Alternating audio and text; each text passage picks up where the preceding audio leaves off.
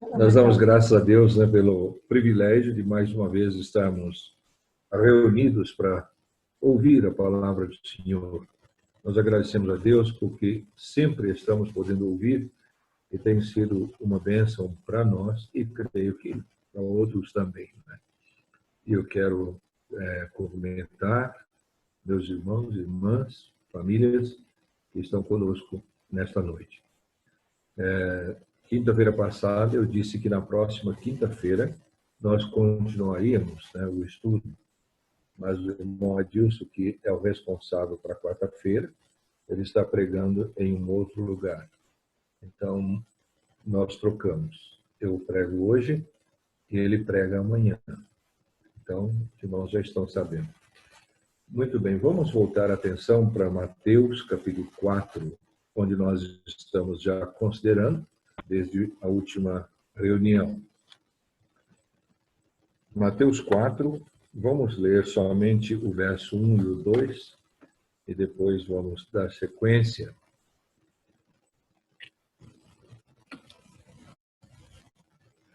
A seguir, foi Jesus levado pelo Espírito ao deserto para ser tentado pelo diabo.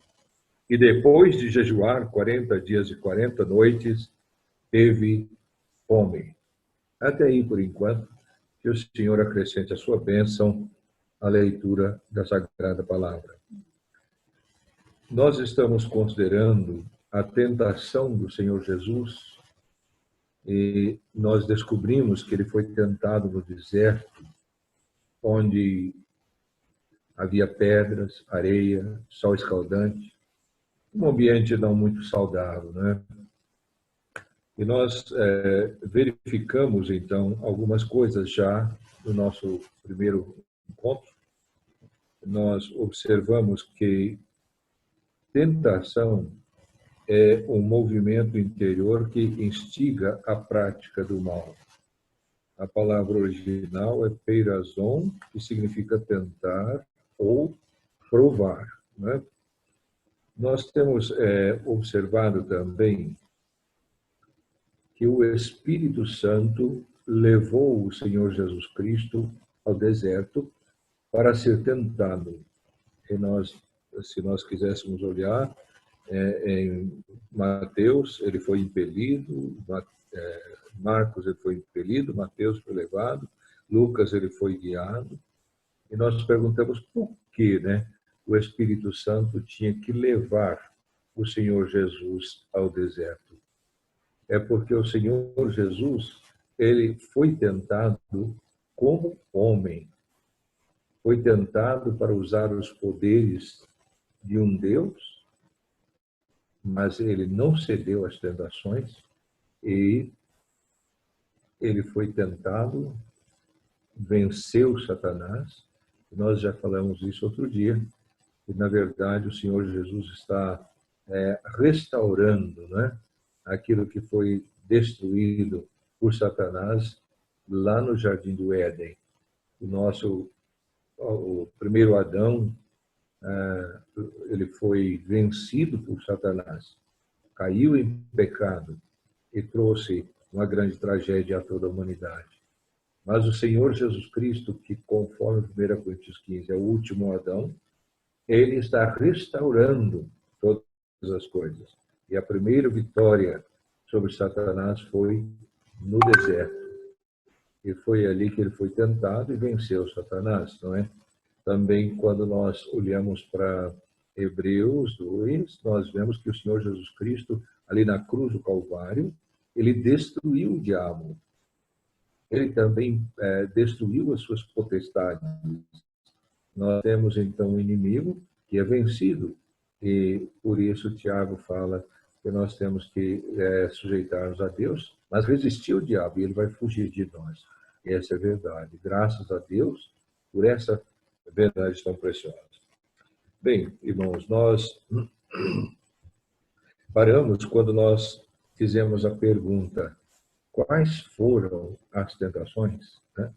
E nós iniciamos olhando o que está no versículo 2, não é?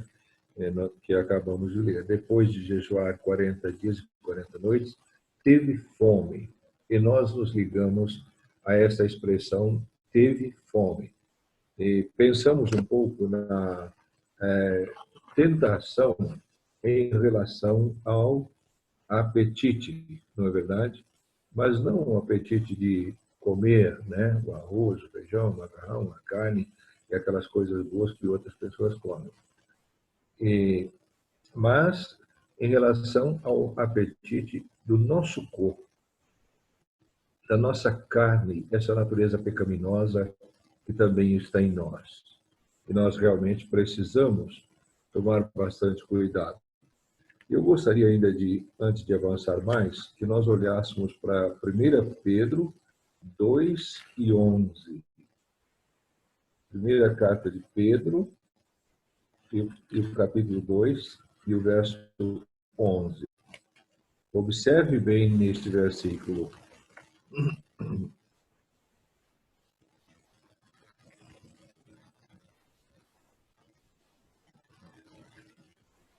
Eu estou em 1 João aqui, desculpa, aqui, mas está bom. Bom, nós temos aí, já, o José já colocou, né? Observe bem, amados, exorto-vos como a peregrinos e forasteiros que sois, a vos absterdes das paixões carnais que fazem guerra contra a alma. Aí, na sequência, mantendo um exemplar procedimento. Mas eu queria que nós observássemos isso, né? Vos absterdes das paixões carnais que fazem guerra contra a alma. Então, essas paixões que são da carne, na verdade, elas se levantam, às vezes domina o próprio cristão, e o apóstolo Pedro disse que essas paixões fazem guerra contra a nossa alma. Então, nós precisamos, de fato, vencer, né? Subjugar esses apetites. Quando uma pessoa quer emagrecer, ele para de comer, né? Não perde o apetite, mas controla o apetite, não é verdade? E quando nós pensamos no que o apóstolo fala, então nós devemos controlar esses apetites, essa fome da carne, fome pelas paixões carnais, né? E aí nós temos que então tomar muito cuidado quanto a isso. Às vezes a pessoa não toma muito cuidado, e eu mencionei outro dia, né?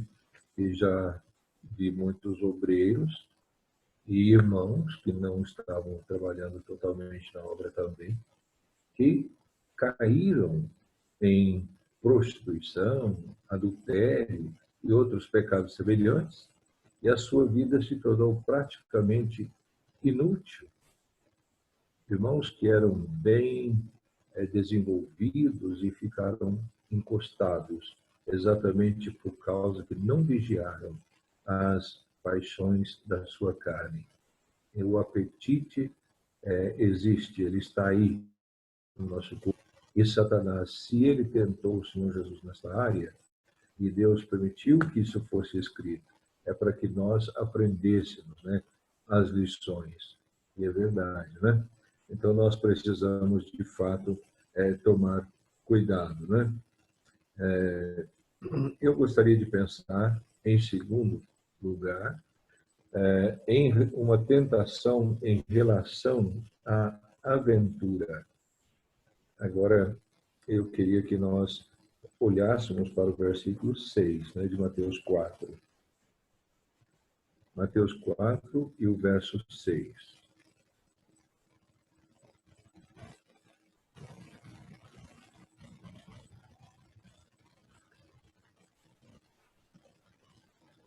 Ele disse: se és filho de Deus, atira-te abaixo, porque está escrito: aos seus anjos dará ordens a teu respeito, que te guardem, e eles te susterão nas suas mãos, para não tropeçares em alguma pedra.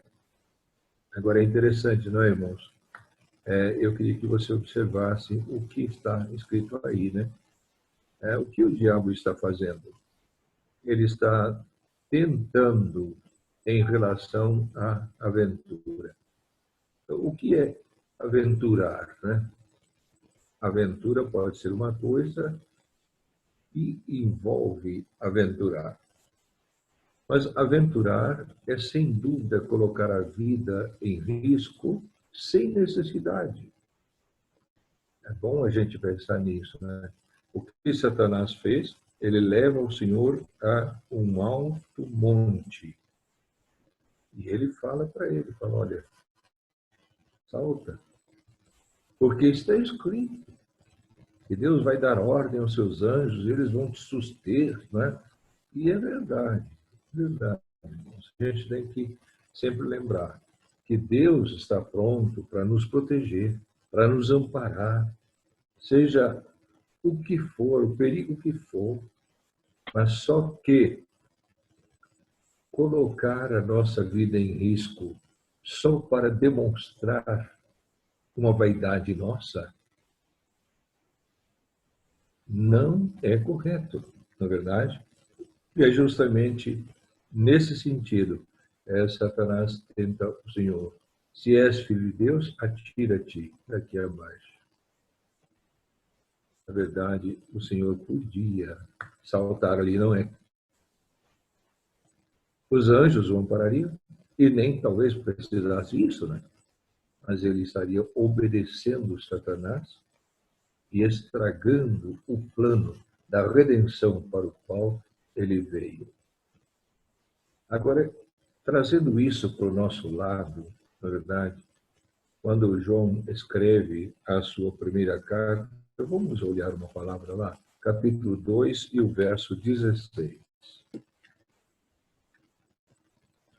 1 João, capítulo 2 e o verso 16.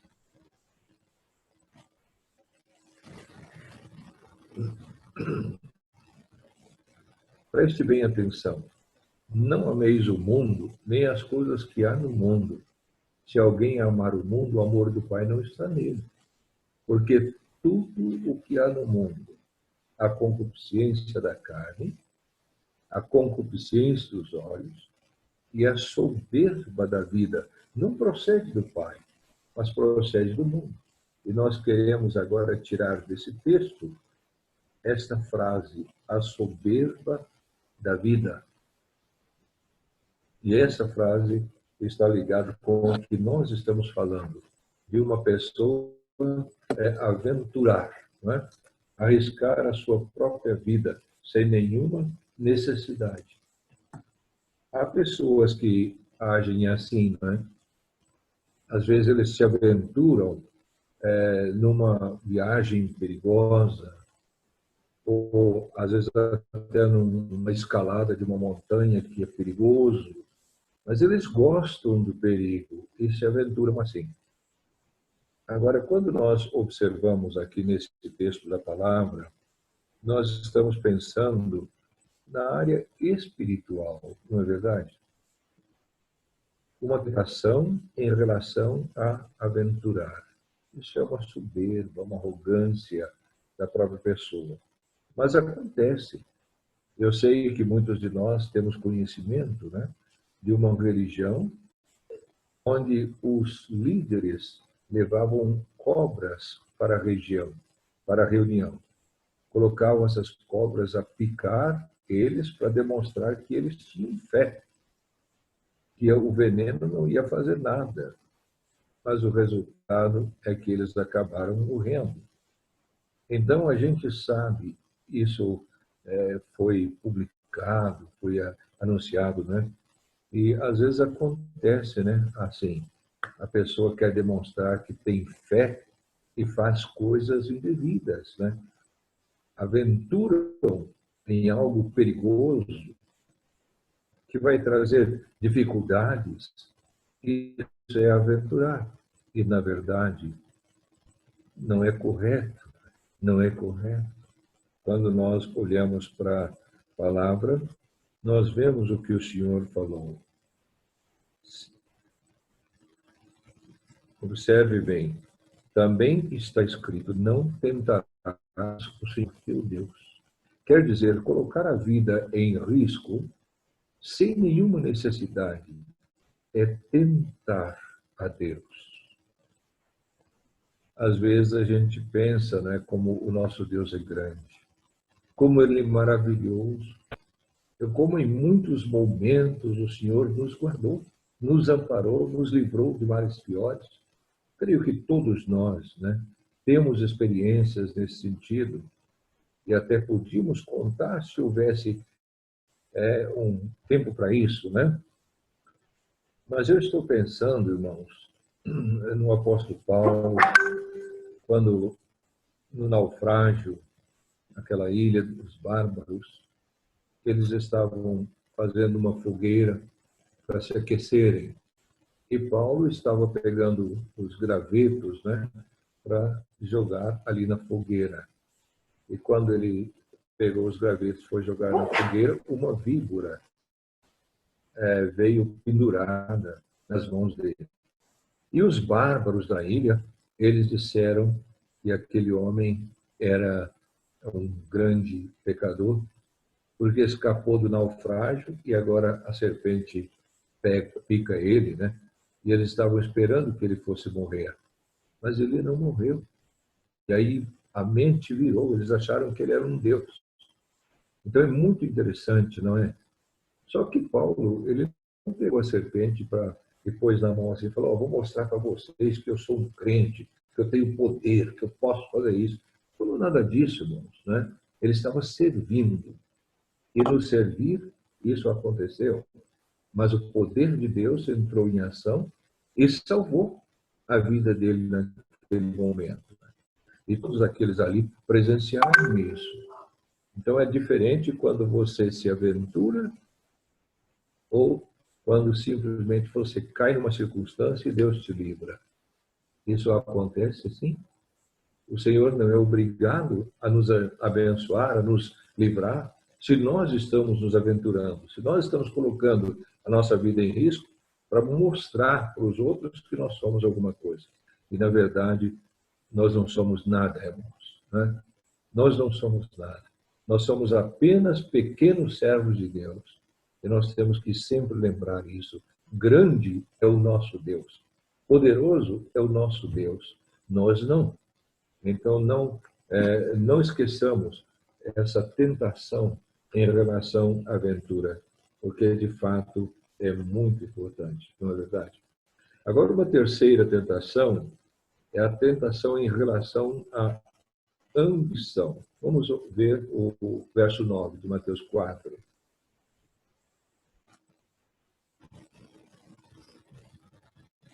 Observe o que Satanás fala ao Senhor, né? No verso 9. Ele disse: tudo isto te darei, se prostrado me adorares. O que é que Satanás está oferecendo ao Senhor? Ele está oferecendo os reinos do mundo e as glórias deles.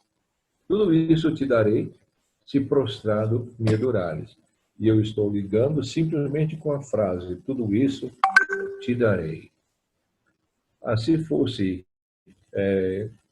um ser humano qualquer, né, ambicioso, ele já ia adorar Satanás para ele poder ganhar aquela riqueza imensa que lhe era oferecida. Porque a ambição está no coração do homem. Agora, irmãos, é preciso a gente tomar bastante cuidado, não é verdade, com essa questão da ambição. E quando nós vemos Satanás dizendo tudo isso te darei, se prostrado me adorares, ele oferece, mas ele quer algo em troca. E ele quer a adoração que só pertence a Deus. Ele quer para ele. Então nós precisamos ter bastante cuidado, né? Precisamos ter bastante cuidado.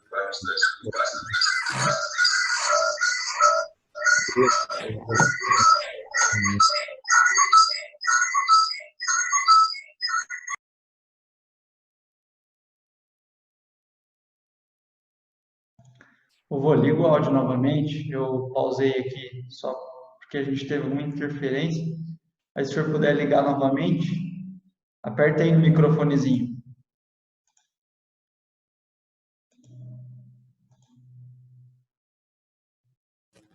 Deu Aí, certo? foi. Agora estamos ouvindo. Tá. O que eu falei já ouviram, né? Posso continuar? Pode continuar. Muito bem. Nós estamos pensando, então, na tentação em relação à ambição e Satanás, tudo isso tirarei ao Senhor, né? E claro que quando nós olhamos para esse texto da palavra, nós entendemos que Satanás sempre oferece alguma coisa, mas ele quer em troca adoração. No nosso mundo atual, a gente ouve muitas coisas, né, de artistas que entregaram sua vida a Satanás para poder ganhar a fama, ganhar a riqueza, etc. Né? Mas isso é realmente o que às vezes acontece.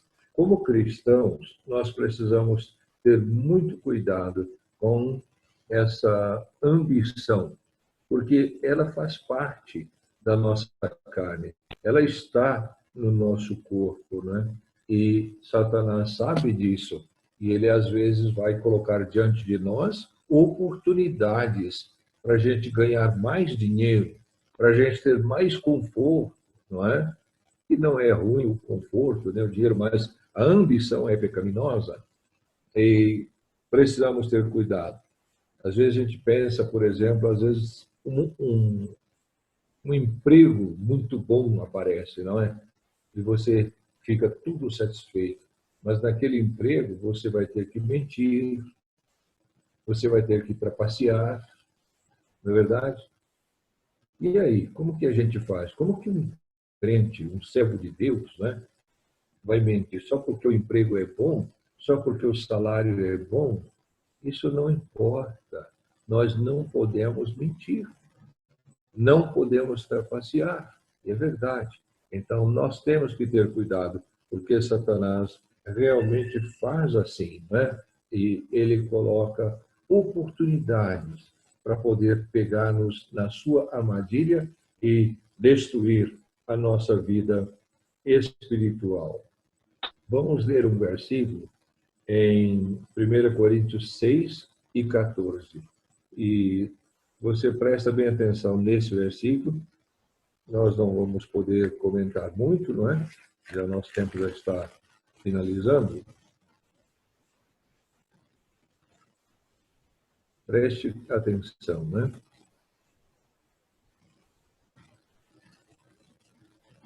Ah, desculpa, eu falei primeiro, é segundo, viu? Mas eu já vou lendo aqui. Não vos ponhais em julgo desigual com os incrédulos. Porquanto que sociedade pode haver entre a justiça e a iniquidade? Ou que comunhão da luz como as trevas? E aí continua o Senhor falando na sua palavra, né? Muitas vezes a pessoa, ou crente, eu estou falando agora do crente, do servo de Deus, da serva de Deus, né? Que surge um namoro, desculpa,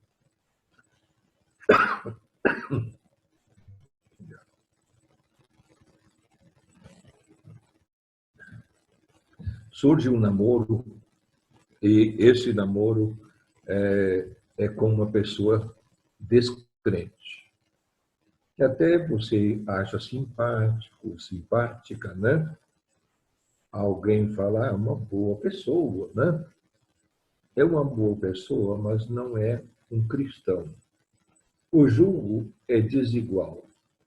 Se você entra nisso, você está pecando. E qual vai ser o resultado? Satanás coloca ali aquela pessoa para que você caia na armadilha dele. E nós precisamos, de fato, ter cuidado. Nossos jovens têm que ver isso, têm que pensar isso, né? A ordem da palavra é não vos prendais em julgo desigual com os incrédulos. E, sem dúvida, não é só no casamento, mas no trabalho, no negócio também. A gente contrair uma sociedade com uma pessoa descrente também é o mesmo pecado, não é verdade? Nós não devemos, de forma alguma, fazer isso. E Paulo continua falando que harmonia há entre o Senhor e o diabo, que entre o crente e o descrente, e assim por diante. Né? Luz e trevas, não tem, nós sabemos que não tem. Então, muitas vezes, o cristão cai nas armadilhas de Satanás, né? Temos que realmente tomar cuidado. Essa tentação em relação à ambição, ela é perigosa. Talvez a mais, né, perigosa de todas as tentações que nós estamos comentando aqui. E eu gostaria que você guardasse isso no seu coração. Continue pensando, pega a Bíblia, estuda, desenvolve o assunto, né, para você compreender mais. E eu creio que vai ser uma bênção na vida de todos vocês, né? É bom lembrar disso. E outra ocasião, nós vamos então olhar para outros aspectos interessantes aqui de Mateus capítulo 4, desse período da tentação. Mas hoje nós vamos deixar por enquanto, né? E que Deus possa nos abençoar. Que a sua palavra fique em nosso coração, que tenhamos gozo, tenhamos alegria, tenhamos prazer em estar servindo ao nosso Senhor. Muito obrigado por sua atenção. Que Deus te abençoe. Amém.